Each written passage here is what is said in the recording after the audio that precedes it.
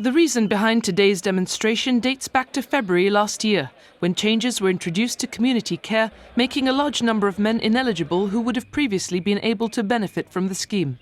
The Community Care Action Group has now taken to town to voice its call for the reinstatement of the previous rules and payment of arrears, or the equalisation of the pension age between men and women at age 60, which, the group highlights, was a GSLP Liberal manifesto commitment dating back to 2011.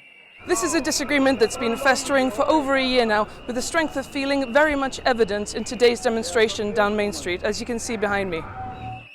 The first concern is that they took away the ability to apply for this allowance, and they used the changes to pay less and less allowances to men, as they made it almost impossible. So our men suddenly had to have no occupational pensions, they had to have no employment.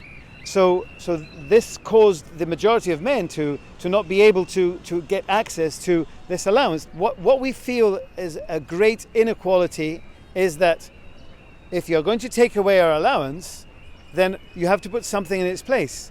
And the obvious thing to put in its place is to bring the pensionable age of men down from 65 to 60. And then there would be no need for the community officer allowance. What this spin that the government has put on the whole matter is that the men do not need this allowance because people are receiving huge pensions in their retirement. Well, you know, most of our members are not in that bracket.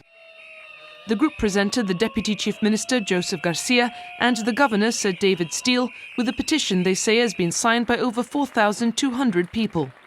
In a statement, Number 6 said the Community Care Action Group had previously been made aware that the Chief Minister would be away from Gibraltar today on a private engagement with his family, with Fabian Picardo saying they were offered alternative dates when he would be available.